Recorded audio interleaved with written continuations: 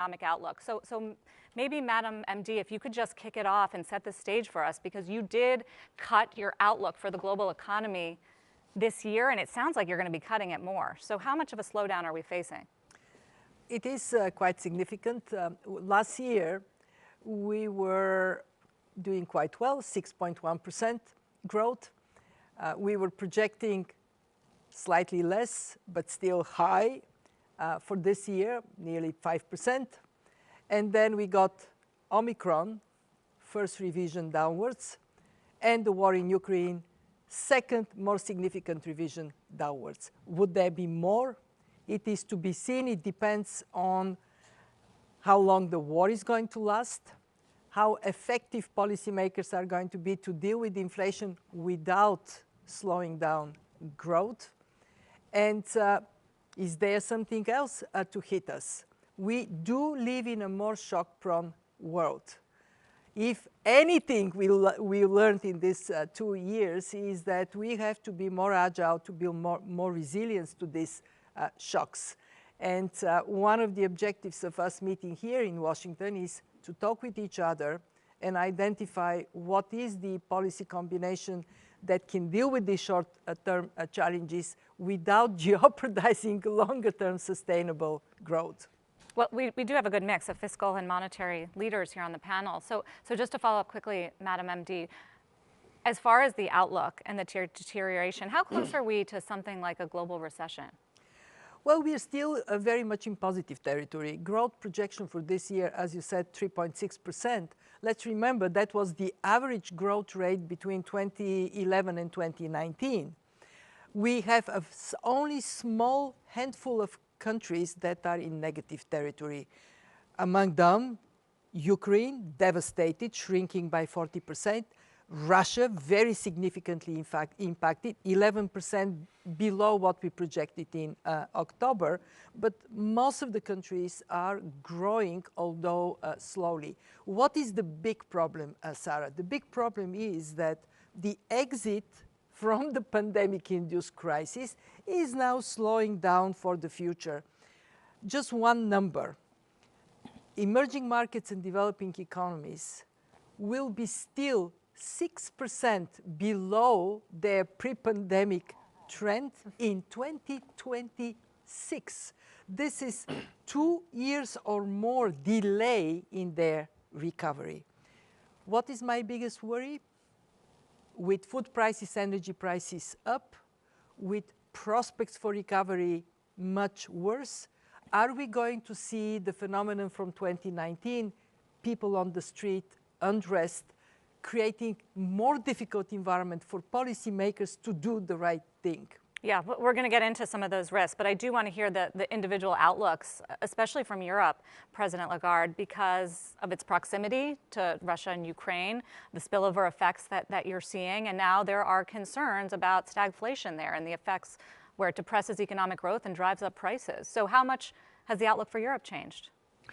It has changed exactly in the same direction as indicated by Kristalina. So it's been a haircut to growth projections, and it's been a rise in the inflation numbers. And certainly when we look at the risks, they're skewed to the downside for growth, so there might be more cuts to come, and to the upside for inflation. That's where we are. And it's particularly saddening, not only because of the death, not because of the destruction, not because of the devastation, which in and of itself is a cause for huge concern and sympathy and support for the people of Ukraine, and blame for those who took the initiative of that unjustifiable invasion, Russia. But it's also causing harm throughout the world, predominantly in Europe for the moment, but it will, there will be ripple effects going way beyond Europe. For the moment, as you said, geography plays a role, and Europe is literally next door. Ukraine is one of us, and taking this horrible hit. We are seeing refugees out of Ukraine into many of our European shores and countries, and we have to, by solidarity, do everything we can to support them. That's the situation that we have at the moment in Europe. It is particularly saddening as well to see that the recovery that we we're embarking on is being stalled to a certain degree by what is happening out there. What if Europe takes another step and does ban Russian oil, gas, and coal? What would happen to the European economy? Well, let me just first of all salute the sanctions that were decided on a pretty global basis. Sanctions against the oligarchs, sanctions against the family members and the people at the origin of this unjustifiable war. De-swifting of about 80% of the banking sector of Russia, and also freeze of the assets of the National Central Bank of Russia that could be identified outside of Russia and a couple of other countries. So this bulk of, there were 5 set of sanctions decided one after the other, has clearly had a massive impact on Russia. And will continue to have an impact. And I think we will, the more it's rolled out, the more impact it will have. Obviously, the next question that everybody is agitating and considering is what happens with the oil on the one hand, the gas on the other hand. I think the issue of coal has been addressed by the Europeans together, who've decided to ban coal coming out of Russia. And I think it's a process, and I would not exclude that there be more decisions to come as it unfolds.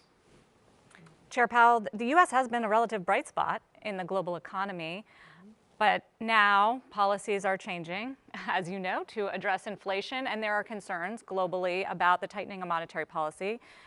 What's the U.S. outlook, and how are you feeling right now about your claim that we're not heading toward recession? I guess I'd start by saying that we are unified with our allies around the world in opposition to the invasion of Ukraine for no reason and the human suffering that's going on there. And while these economic matters are important, there are very fundamental things at stake there that we want to keep in mind. So in terms of the U.S. economy, we are a bit more remote from the immediate effects of the war compared to Europe, for example. But we will be feeling them over time, and they will come in the form of upward pressure on inflation, further upward pressure, and a bit of downward pressure on output. But the U.S. economy is very strong, performing very well.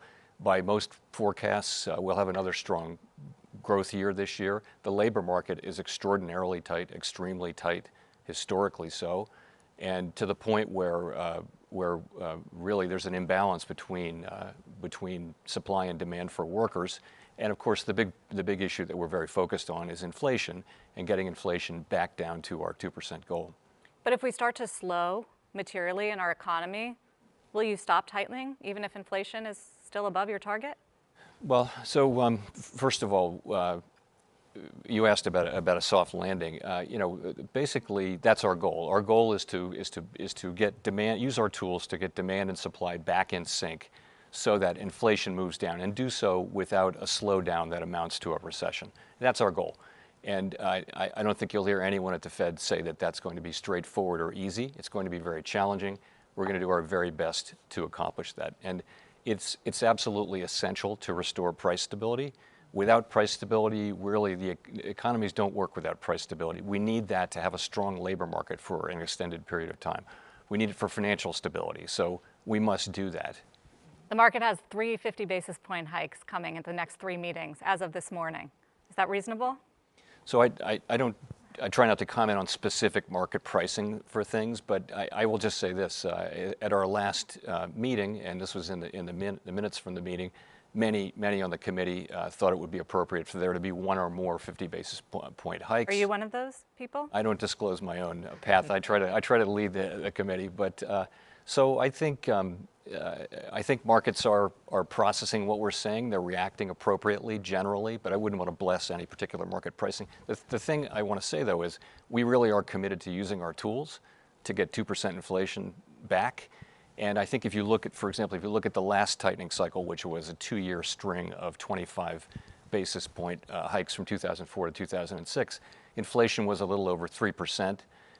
So inflation is much higher now, and our policy rate is still more accommodative than it was then. So it is appropriate, in my view, to be moving a little more quickly. And I also think there's something in the idea of front-end loading whatever accommodation one thinks is appropriate. So So that does close to a point, yes. that points There in you the go. direction of 50 basis points being on the table. Certainly, we make these decisions at the meeting, and we'll make them meeting by meeting, but I would say that 50 basis points will be on the table for the May meeting. Minister Miliani, are you more worried about what Fed Chair Powell is doing or about what we're seeing in China right now with these aggressive lockdowns because of COVID as it relates to your economy and the region and emerging markets? Well, United States and China, the two biggest economy in the world. Whatever happened in these two economies definitely have a spillover to the rest of the world. First, I think what Chairman Powell mentioned about the challenge to stabilize the price inflation down definitely will require monetary tightening, and that has been communicated. We are talking about well-calibrated, well-communicated, well-planned. So even though we cannot avoid that direction of policy, at least market as well as many policymakers in the emerging country and developing country need to prepare for this eventuality. I think that's one very important thing. In Indonesia case, back in taper tantrum in 2013, our situation today is much, much stronger. Back then, our external balance, the balance of payment in a current account deficit. And that's why even when Federal Reserve has not yet moved announcing it, it's already creating a huge jittery. Today, Indonesia, again, because of the war, unfortunately, but then creating this high commodity price, Indonesia has quite a significant commodity which is enjoying this high price.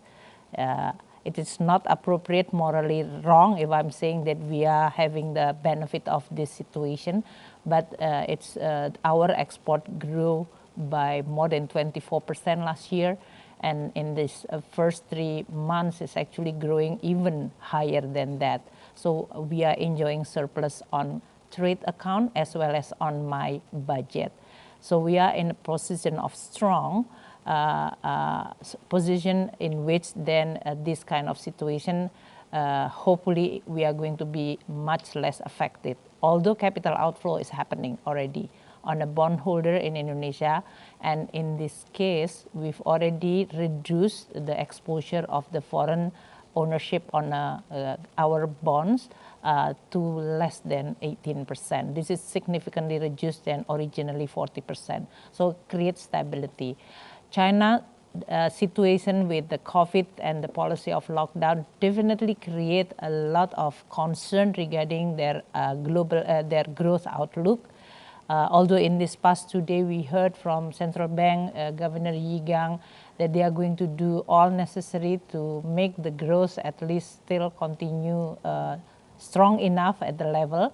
That definitely also create a little bit comfort, but the implication is going to be very deep. I mean, in Indonesia, we implemented this lockdown when we have Delta variant, only 2 weeks, and it really erased the growth on the first quarter last year to almost to the negative territory. So I can imagine that if you prolong this kind of lockdown, it will definitely have a huge, especially for a city as big as Shanghai in this case.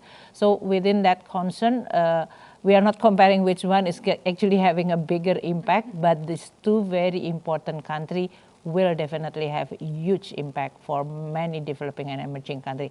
And this is on top of still very difficult recovery for many countries in the world from this pandemic. Although Indonesia output is already surpassing the pre-pandemic level, so we've already 106% above the pre-COVID level.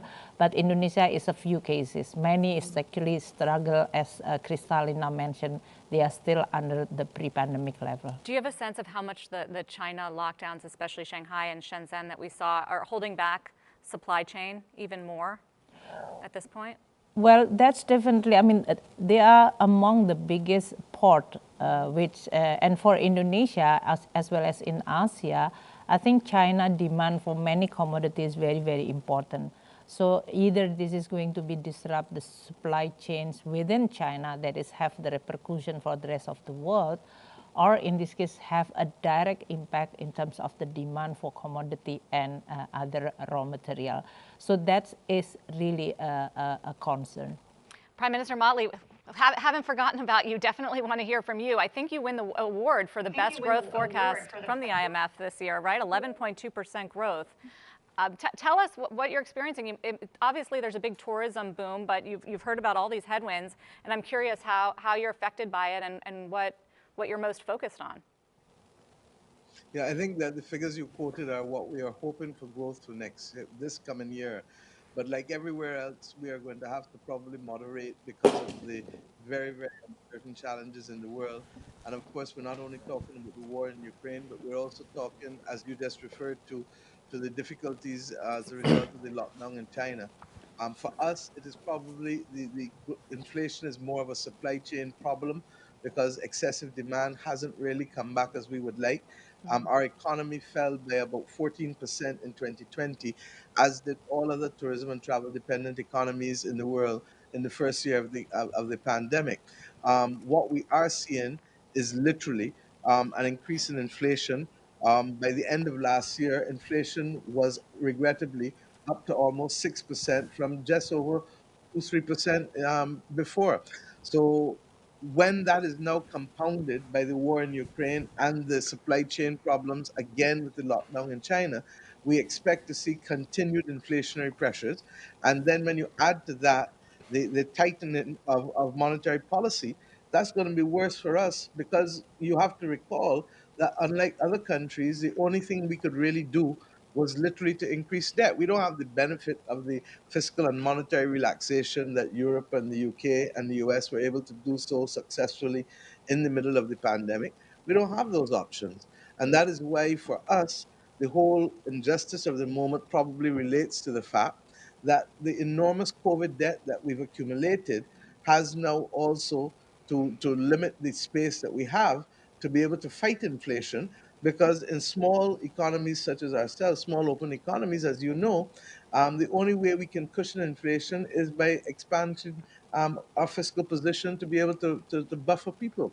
So these things are truly concerning to us. The issue of the debt is even more so.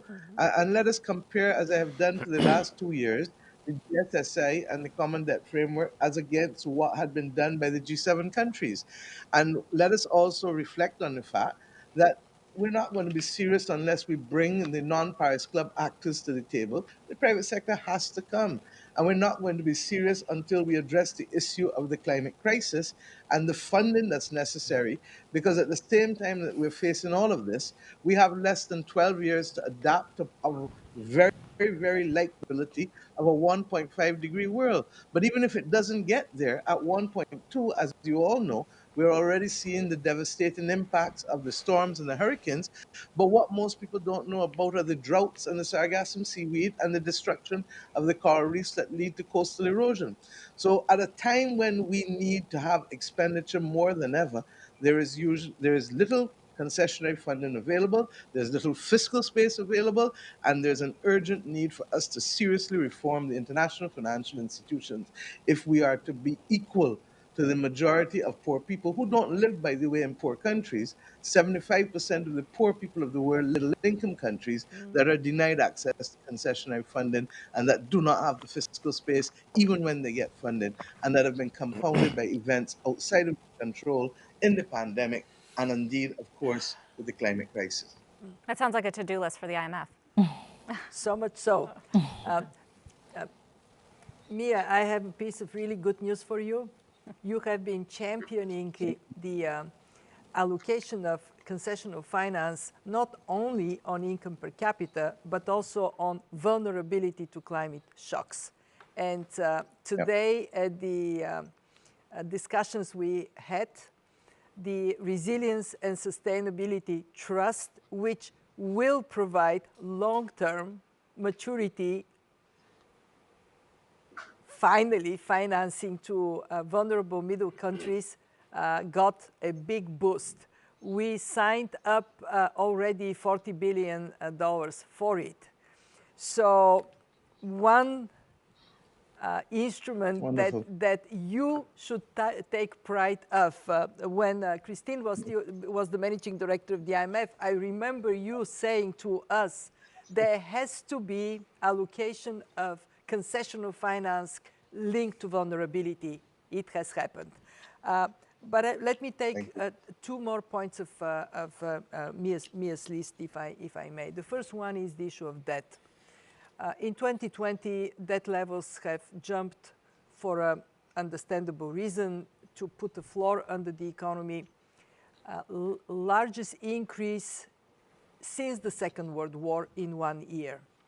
In 21, it was easy because interest rates were low, access to financing abundant. For some, it was cheaper to pay for more debt in 21 because of this drop in interest rates. 22, different. In 22, we have to brace for quite a number of low-income countries, some middle-income countries, to hit the wall. And we have to be honest, that requires upfront action by the countries themselves. Do all you can, extend maturities. If you have currency mismatches, fix it. But also for us, and the IMF has its own responsibility, we have to help countries restructure that early. And if we don't, down the road this year, we may be in a very difficult place. You talked about the 50 basic points. Just imagine what it means for emerging economies if, on top of it, their currency depreciates, which is also possible, and capital starts seeking the comfort of coming here to the United States. Very important problem. And the other one I want to touch very briefly on is climate change. It is not going away. On the contrary, it is getting worse. For shock-prone countries, this requires for them to take measures to make their economies less vulnerable to these shocks, for the rest of the world to provide them with the support that is necessary. Sri Mulyani co-chairs the group of finance ministers that are wrestling with this issue. We have to come up with practical, very effective schemes, because if we don't, it would be, for these countries, for these vulnerable countries, it would be a shock they cannot anymore sustain on their own. Since we're on the policy discussion, I do want to dive a little bit into monetary policy, since we have the world's two leading central bankers at this table. And maybe I'll ask you, MD, who has a tougher job right now, this guy or President Lagarde? Whoa. Well, they both are fully equipped to do their jobs, and as a result, it is easy for both of them. Yeah, I think we can agree with that. But President Lagarde, so clear, Europe is dealing with sky-high inflation rates as well, highest we've seen in the Eurozone. Why are you not sounding as hawkish as Chair Powell when it comes to raising interest rates and tackling inflation? Well, first of all, I'm not a hawk, I'm not a dove, and I'm carrying this little owl with me all the time to remind myself that everything that we eventually decide has to be a concerted, coordinated, collective decision. But I think you ask a really important question, and I thank you for that, because it's often the case that commentators, analysts will just put the two of us in the same bag, and I'm very proud to be associated with Jay Powell because I respect him greatly. But our economies are moving at a different pace. Our inflation are fed by different components. And as a result of that, our analysis of the roots and the consequences of inflation have to be different. Let me just give you an example, and I'll just speak for Europe, and then I'll let my colleague, Mr. Powell, speak for his economy. Given that we have both the objective of price stability, which is the driving compass for us. Our inflation numbers are very high. You're right. 7.4% in March, and we will be, more than double above the target at the end of the year. But when you try to understand what comprises that very high number, you see that almost 50% of it is energy prices. So that's a supply shock. that we are taking. If I look at my core inflation, so if you take out food, you take out energy, I'm down to 3%. It is north of my target, which is 2%, but it is more manageable, if I may. It's actually 2.9% because it's just been revised this morning. So our inflation is fueled by a supply shock, which calls for a particular type of response, which brings together fiscal policies and monetary policy. And obviously, you know, we cannot operate at the same pace, with the same sequence, using the same instrument necessarily when it's that kind of inflation that we are dealing with. So it is much broader based than it was. It is much higher than our target, but it is supply driven, number one, and it needs to be addressed in a sequential, flexible, gradual way, which is what we have begun doing. We have started the journey back in December. We have reinforced that position in March, and we will have a new set of fresh data in June, which is when we have our next Monetary Policy Governing Council, at which point we will have to determine when we stop net asset purchases in the course of the third quarter, of course, but when in the third quarter? Is it going to be early? Is it going to be later? To be determined by the data that we receive. And that will then lead us to assess whether or not an interest hike is needed, and at what point in time after the net asset purchases have concluded. So you don't have that in your mind, that you'll be raising interest rates, say, in July? I have all the steps, all the tools, and all the sequences in my mind all the time. And what I look at all the time too is the various indicators that are provided by the forecasters, by market analysts, by markets, by consumers, by the labor market, which informs us, because clearly the second round inflation is one component that for us is critically important in order to determine whether inflation expectations are well re-anchored at around 2% or whether they are at risk of de-anchoring. So that's what I have on my mind all the time. But they're moving up a little bit, aren't they? To be fixated on a day, a time in the day, doesn't make any sense to me, because once we say that we are data dependent, for goodness sake, let's wait until we have the data and then we move on to decide. And we've agreed on a sequence. We have to follow that sequence in the journey that we have embarked upon. What about inflation in the US? Some are wondering if it's peaked. Do you think so? So let me say one of the great benefits of the IMF meetings is the chance to talk and collaborate. Christine and me and all of our colleagues talk about these things, and we find a couple of things. First is that inflation is really a global problem. It's quite everywhere, and it's high in most places. But there are differences. There are certainly differences. So in the United States, we have very strong growth, and we have higher inflation. We have higher core inflation than Europe does, for example. We also came into this. Europe has struggled more than we have with low inflation, well below target, had a much lower policy rate. So we have a different level of underlying inflation. So they're just differences. And of course, we all serve domestic mandates.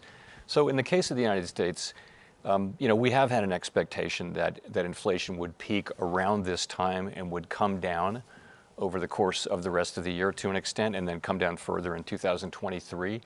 These expectations have been disappointed in the past, and so now we're really in wanting to see actual progress.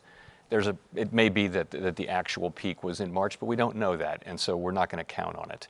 And we're also no longer going to count on help from supply side healing. We're gonna if we get that, that'll be great, and I think that would be enormously helpful in having a soft landing. But we're really going to be raising rates and getting expeditiously to levels that are more neutral, and then that are actually tightening policy, if that turns out to be appropriate once we get there. But isn't it going to be hard to control inflation through tightening when a lot of it is coming from the fact that Russia and Ukraine are major exporters of so many commodities that we need? We don't know how long this war is going to go on. We don't know how long China is going to be seeing these rolling shutdowns and therefore more supply crunch. Isn't it going to be harder than normal to get a handle on inflation through your policies? Yeah, we of course can't affect supply side issues. We really can't affect much food and energy prices either in the near term. So it comes down to what we can do is our tools work on demand. But we have a job to do on demand, and I'll go point to the labor market. There are substantially more job openings than there are people who are unemployed. And if you take total employed people plus job openings, that's demand for labor. If you look at the size of the labor force, there are more than 5 million more demand than there is supply. So we've got a demand-supply imbalance in the labor market and elsewhere in the economy. It's clear, and that comes from a number of things, including fiscal policy, including what we did at the height of the crisis. So there is a demand job to do, but you're right, we can't fix supply-side problems. Do you need the stock market to be lower to Well, impact demand? I never would point to one particular price or asset or class of assets, but generally the way our policy works is we control one overnight rate, plus the balance sheet also has some effects. And that affects broader financial conditions, and that includes asset prices, include credit availability, risk spreads, all kinds of financial conditions. And the financial conditions, in the end, those are what affect the real economy. So we monitor financial conditions. So there really are two steps there. And one of the many, there are many different combinations that are possible of financial conditions, and we have seen some tightening from our rate increases, and that's to be expected. So some people have this idea, President Lagarde, that you guys need to shock the markets to really start to see more of an impact when it comes to putting pressure on demand and on inflation. Is that something you ascribe to? I think what we need to do is communicate with as much clarity as possible as to what we analyze, what we see, what timing we have in mind, and what journey we're embarking on. And for us, it's not so much an issue of tightening when we look at the real rate. It's an issue of normalizing monetary policy and using the tools that we have.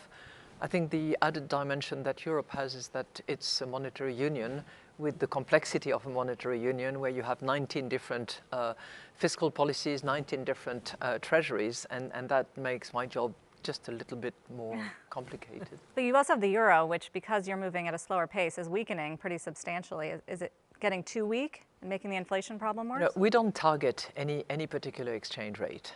We pay attention to it. It clearly has an impact on inflation. But we don't target any exchange rate.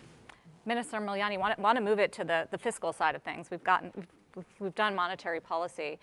As you look at the appropriate policies right now, it's a little tricky because normally the IMF would advocate for fiscal stimulus in a weakening global economy. Can't do that now when we have such a strong inflationary environment. So how are you thinking of the sort of policies to insulate your economy from some of these issues? Well, first, we are not starting from the situation which is favorable after 2 years of the pandemic, which is widening the deficit and debt for all countries in the world.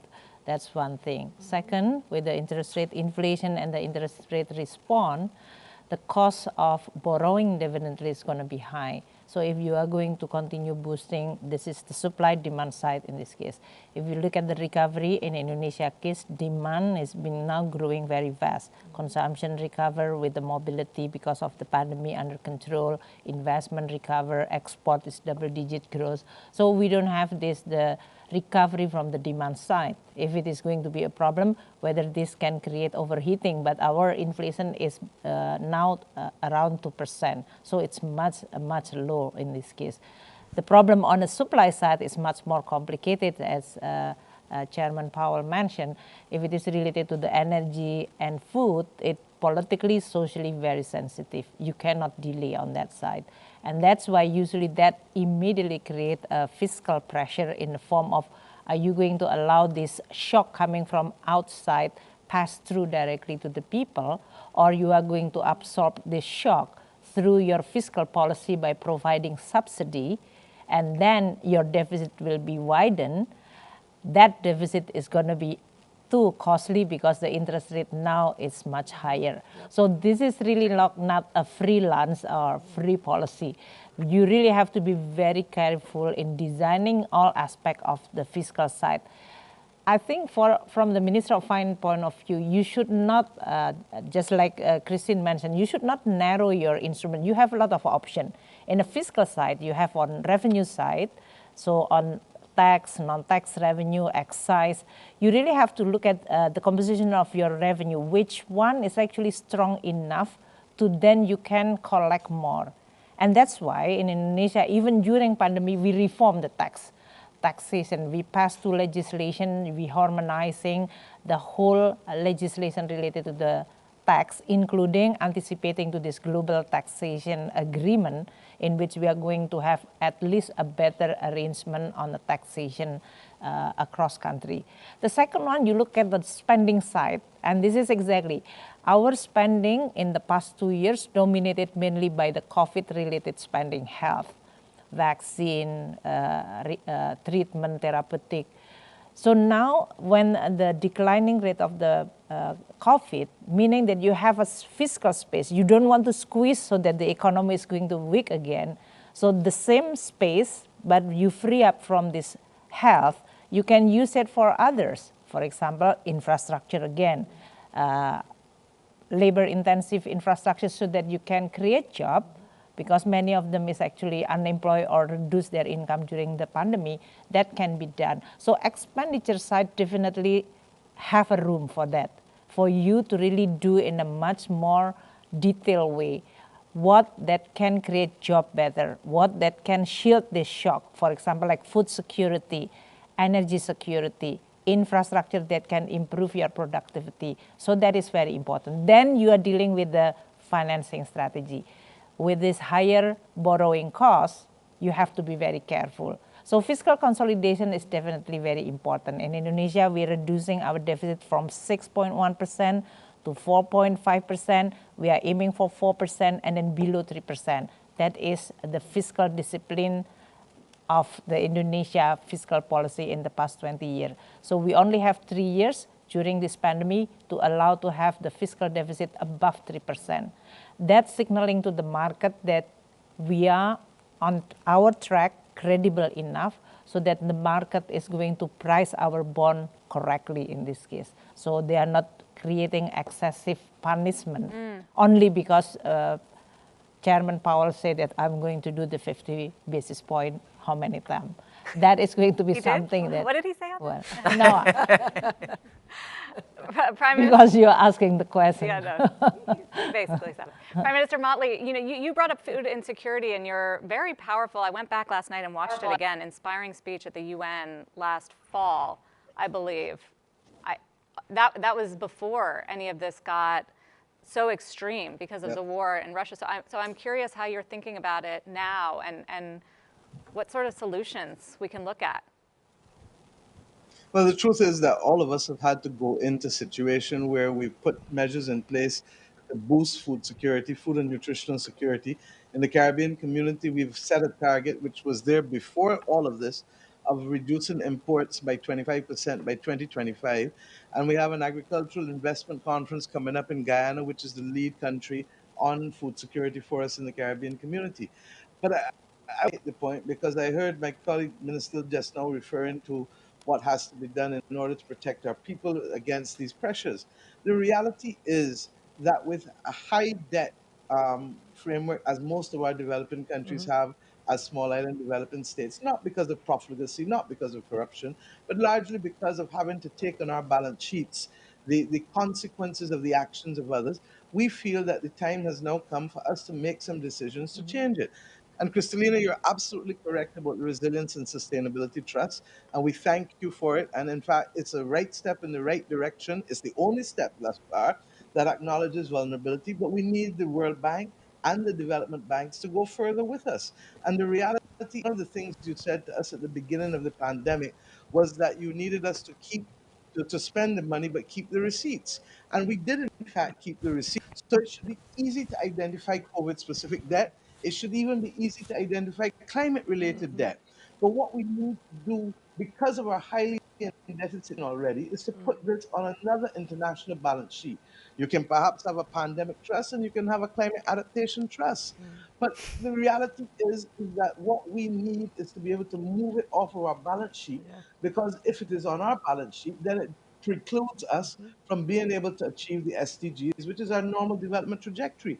And we really want you to perhaps treat it like the British war debt, if it has to come on our balance sheet. Because if it's coming on our balance sheet, how do you have a situation where the British understood after World War I, they issued bonds in 1914 and 1917 as 30-year debt at 5%, consolidated them in 1932 to 3.5% with no maturity, and it became perpetual debt that they paid off 100 years after the 1914 debt. Now we have to think outside of the box because it's becoming increasingly difficult even for us to shield our populations with the limited fiscal space that we have against the fact that the cost of debt is likely to increase because of the monetary conditions tightening and because of the fact that we just simply are not seeing the rate of economic recovery as quickly as we need to.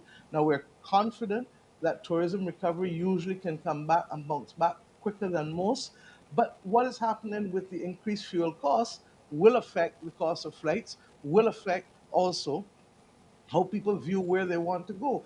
And you have to ask yourself, and Christine, you're perhaps better in a position to say this, is there still a strong appetite for travel in Europe, given what is happening with the war in Ukraine?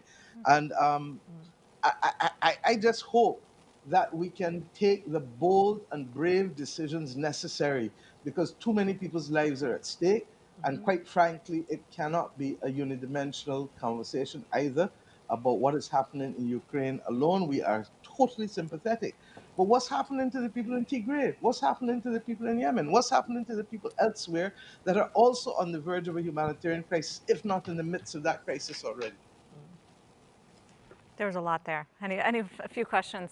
I think you can. I think Mia is totally right, and I think that we should acknowledge that all wars are horrible, are human tragedy, are causing devastation and economic harm. All wars, and this one is no different, and it is self-inflicted by Russia in a determined and totally unjustifiable way. But all wars are to be are to be stopped. You're completely right. And consequences of war, when you look at Afghanistan, for instance, that's another place where clearly the consequences of wars and years of wars are hurting people and hurting women more than anything else, actually. MD, did you want to respond on the debt question? When the IMF was created, the main objective was to help countries correct domestic policies that are undermining their opportunities to grow and create employment. Today, what Mia is saying is we live in a world in which there are exogenous shocks that are harming countries and are putting them in a position in which on their own they simply cannot handle it. And the question in front of us is, how do we recognize that it is not bad governance, it is not bad policies, it is a climate shock, a pandemic, a war that is dramatically impacting a country, and what is the role of international institutions to be a corrective force in that regard? During our meetings this time, this issue of what is the role of the IMF in a world of multiple shocks, some of which are because of the evil of man, some of which are because of Mother Nature, but they are devastating countries to a point in which they simply cannot pull themselves out. This is one issue, and Mia is right, we have to work on identifying instruments. We are looking into are debt for climate swaps a possibility? We haven't advanced it enough. It is still in the universe of retail. In other words, I would do it for you, for your project. We want to move it to performance indicators and the world of wholesale. In other words, we do programs with a country like Barbados. The second issue, though, is that not all problems are exogenous. We still have plenty of problems that come because of poor judgment, bad governance, corruption. When Christine was the managing director here in 2018, early 2019, in these good days that we almost forgot existed, she would say, when the sun is shining, fix the roof. Mm-hmm. What we are now discovering is that many countries did not fix the roof when the sun is shining. Now it is pouring. Well, maybe now we get to fixing the roof. I would strongly argue that there are many countries where structural reforms related to transparency, improvements in governance, can significantly improve image, attractiveness for private investments and performance. Indonesia has done systematic reforms that took Indonesia now to be in the small universe of countries, emerging market countries, that have caught up with their pre-pandemic level. And I think for us, we should not shy away from the issue of good policies mean better lives of people. You mentioned the role of the IMF. You know, there is this bigger question right now about the role of globalization in general and the onshoring of manufacturing and supply chain. And it started with COVID, or maybe even before that, and really got exacerbated by this war in Ukraine. And obviously, Chair Powell, there are going to be ramifications of this for growth and for inflation if we are, in fact, in a world where globalization is going in reverse or even dying. What do you think? Well, that is certainly a possible outcome here. I think you've seen questions about globalization, and this series of events around Ukraine certainly has the possibility of leading to a more fragmented political situation and economic situation. You saw Secretary Yellen's speech this week about looking to, I think she called it friendshoring. So I think there's a lot of thinking going on like that. You know, the globalization that we had benefits to it, and it had cost involved in it. And you know, these are really questions more for elected governments, I would say, than they are for a central bank. But there would certainly be a different world. It might be a world of perhaps higher inflation, perhaps lower productivity, but more resilient, more robust supply chains. If we were to have, I mean, the supply chains that we had were very efficient, but quite fragile, it turned out. So. And I think it's not clear that we're seeing a reversal of globalization. It is clear, I think, that it's certainly slowed down, and it may go into reverse. I don't know. Is that? I mean, clearly Europe's thinking about it in terms of security and things like energy and dependence on that sort of thing. Do you think we're going in reverse? No, I think we are going to revisit the terms of trade and who we are trading with, and on what principles we are determined to continue trading. And reorganizing supply chains. And, you know, for once, I'm quite happy to actually plead for the case of Europe, because there's always Europe bashing now and again. And I think that the work that we had to do over the last 70 years and the adjustment that we had to make, moving from a small group of 6 to now 27 countries, which are all members of this, you know, single market, where goods, capital, and people move freely, has been a laboratory of a different kind of trade. And it is not easy, let's face it. There are countries sometimes that are drifting, that would like to operate slightly differently, but where the governance, the rule of law, the principles by which we abide when we join the club, keep us together and keep up on track with those key principles that we respect. So it is a bit of a laboratory, and I would hope that as we re-examine and revisit globalization, which has provided a lot of good in and of itself, we can use that experience to see how we can enforce, how we can govern, how we can make sure that everybody is included, that, you know, we don't leave some by the side of the road, but we try to be together and make sure that it is inclusive. I know it's something you're thinking about a lot. I mean, yes, maybe it's a taboo topic to talk about at an IMF World Bank meeting, but this idea of the fragmentation, of what's happening geopolitically and the alliances that are forming and how that's going to drive the underlying free movement of trade and people and capital. We are living in a multipolar world, and that has already led to some frictions. And some shifts in trading partners.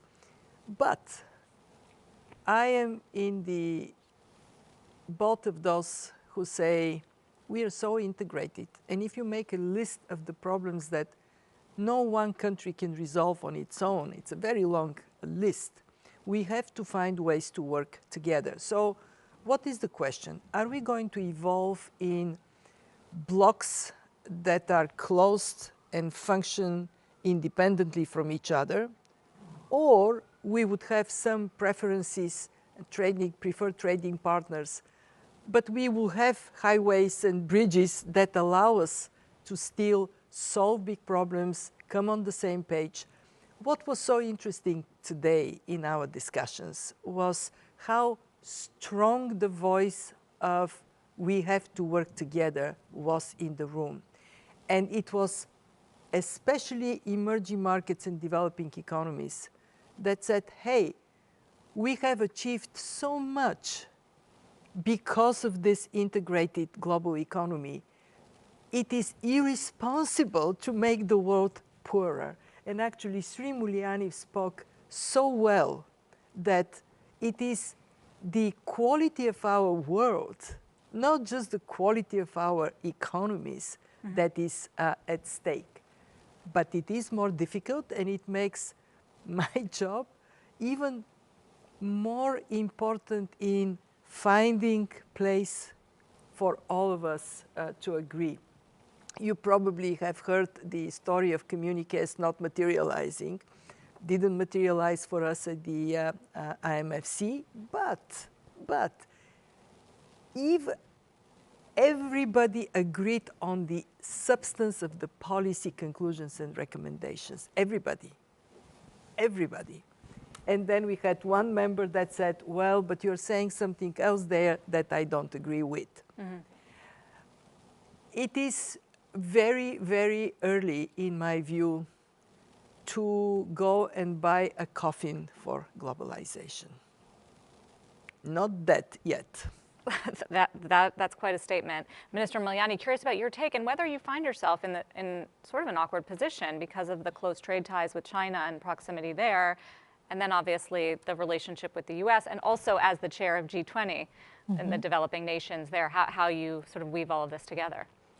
Well, all emerging country, developing country, or from developing country to become emerging country, they usually can achieve those level of progress because they were open.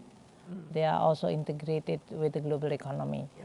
So when Christine was in the IMF, I think telling about the globalization has reduced a lot of poverty, and that's why what we are aiming or the focus for many countries is how you are going to prepare the foundation of your economy, whether this is on a policy level, institutional level, as well as the practice of the business that need to be competitive so that you are going to be able to have this efficiency, productivity, and then improvement on the livelihood of the people.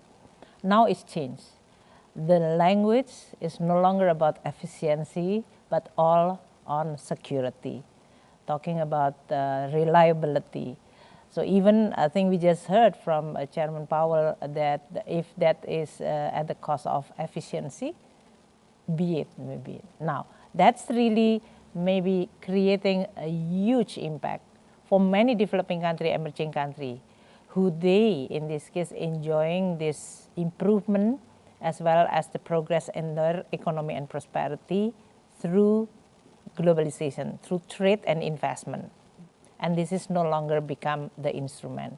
Now for Indonesia, because we are big enough country, the biggest in the ASEAN economy, and of course in terms of the trade partner, investment partner, United States, European, Japan, and China, they are all the biggest partner for Indonesia, of course. Within the ASEAN, we have, for example, with Singapore. So the choices is there. And we enjoy this because we know that the world following and implementing the global rule, even though it's not perfect. If you talk about WTO, there is here and there, but we know that there is a rule as a baseline in which we will play based on that. And that's exactly what holding all of us, the world together. Yeah. Now, if a country can violating international rule, or in this case that we no longer trust this rule can secure or providing safety and security and certainty, then the world is actually resetting. It's totally different. And this is historical in a way, because the world enjoying huge progress in terms of prosperity. If you look at declining of the poverty rate, improvement in the human capital index, infrastructure development, they are all because we rely on this goodwill, trust, and building this rule for all countries in which then we can rely. I'm not saying it was proper. It is not. No, it is not. There is Yes. always like, Yep. but it served well, or at least it served all the member countries in this world to actually rely on those kind of mechanism. Now, I think it's shaky. And that is exactly maybe what is the highest risk for any country to design their own policy. What does it mean for Indonesia? Should we like self-sufficient in this case? For Indonesia, it could be, because we are big, we have a lot of land, we have fertile land. So we do have like the food security, energy security, we have coal, we have oil, we have gas. But not all countries have this kind of luxury like us. And so should we not care about others? That is not really, I think, the right, morally not right, as well as from the interests of the global economy, it is not also right. We're tight on time. We have 1 minute left, but I do want to hear really quickly from everyone, including you, Prime Minister Motley. I sometimes get the best answers as a journalist when I ask people what we're not paying attention to, what the media or the world is not focused on. So I'll ask you just very quickly, either an upside risk or a downside risk as it relates to the global economy, what we're not paying close enough attention to, and what you would flag. And Prime Minister Motley, put you on the spot and go to you first. I'm saying that there's an absence of global coordinated political leadership. The G20 is not representative enough, and we don't have the political will. The problem is not with the people who you have in the studio for the most part. It's not the heads of the institutions. It's the absence of countries to act in a coordinated way that will relieve the pressure. We saw it in the pandemic. We're seeing it with too many other issues, and hopefully we can get the sense of urgency of the moment impressed on all of us globally, such that we can avert the worst. Minister Miliani, what about you? Well, I think as holding this presidency of G20, what is remarkable given this tension, all countries that we consulted, because G20 is based on the consensus, all countries that we consulted, they believe and they also want that the cooperation and collaboration and coordination, what Prime Minister Maya mentioned, is actually the one that they want this to be preserved, regardless differences. So amazingly, what we are thinking it's supposed to be safe and preserved, and with the reality that we are now facing is actually quite a big gap. So our responsibility holding this presidency is try to continue making this goodwill of collaboration and cooperation. Try to save a piece of the world's most important asset, that is coordination and collaboration. Will Putin be at G20 in Bali this year? Well, we invited, because inviting the head of state cannot be like, oh, tomorrow we are going to have a G20 and then they just send. We invited like back then, and it's already now all the country in the G20 received the invitation. In terms of the arrangement of the meeting itself, just like what we have yesterday, it was not easy, but at the end they are all in the same room. But if you don't agree and you want to express this politically, like Christine, he walked out. So that's another expression of the politics. But it doesn't prevent us to talk about the substance, which is important, not only serving the G20, but also for the rest of the world. So it should be manageable and doable. Chair Powell, what are we not paying enough attention to? So I'll tell you what I'm thinking about, which is, we had this economy that was, very low inflation, very low unemployment everywhere in the world before the pandemic. Then the pandemic comes in and really knocks everything sideways. Then we have this remarkable, particularly in the United States, response, incredibly fast recovery, faster than anyone hoped. and then we have inflation. And so that's a lot right there. And then we have a war, and now we're realizing that COVID is still really with us. So what I'm thinking about is a couple things. One is, how is this, are we going back? Probably not, to the old economy. What's the new one going to look like? The other thing, maybe more pertinent to your question, is in the middle of this is a labor market in the United States where people can get paid well. It's too hot. You know, it's unsustainably hot, but notwithstanding that, it's a very, very good labor market for workers. And it's our job to get it into a better place where supply and demand are closer together. But I'd say that's how I'd respond. In the upside category, risk, you're saying wages are good, people can get jobs. I think there's a lot to like about yeah. the U.S. labor market, but I'd be the first to say, though, that it's not sustainably hot. But I do think with our tools, we can get supply and demand better aligned. President Lagarde, what about you? What should we be paying more attention to? I think of two things. One is what I would call the green swan. We talk about black swans, and I agree with Jay that we've had one thing after the other hitting us, and in the main we've tried to respond as well as we could, and often in a very coordinated fashion thanks to international institutions like the IMF. But the green swan is something that terrifies me. You know, when I think of what's happening in South Africa at the moment, the hundreds of people that are dying because of flood, and you know, what's going to come next? Could it be Mother Nature that we are hurting so much that it retaliates against us? So that's one thing that is often on my mind. I think the next one is the madness of man, more than women actually. Always. Yeah. Madam MD. I think we are not paying sufficient attention to the law of unintended consequences. We take decisions with an objective in mind and rarely think through what may happen that is not our objective. And then we wrestle with the impact of it. Take any decision that is a massive decision, like the decision that we need to spend to support the economy. You know, at that time, we did recognize that may lead to too much money in circulation, too few goods, but didn't really quite think through the consequence in a way that upfront would have informed better what we do. And I subscribe entirely to what Christine said about climate shocks. We are already out of time.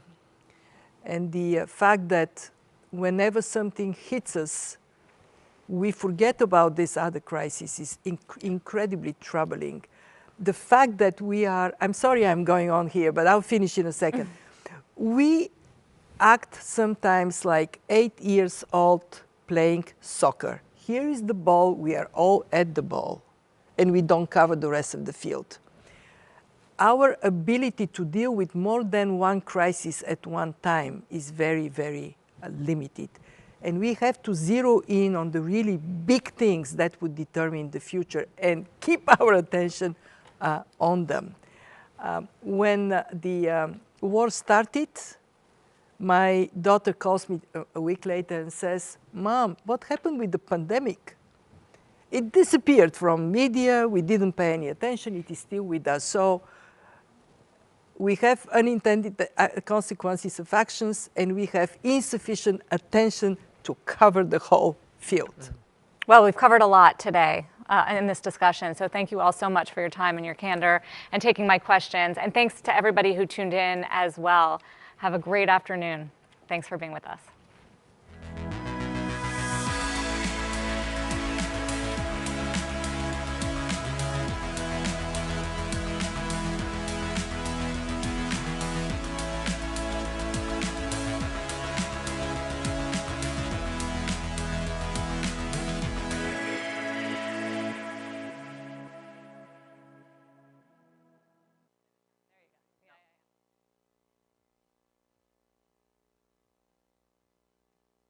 Let me thank you.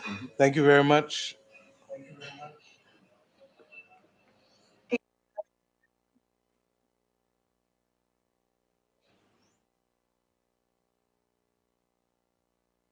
you.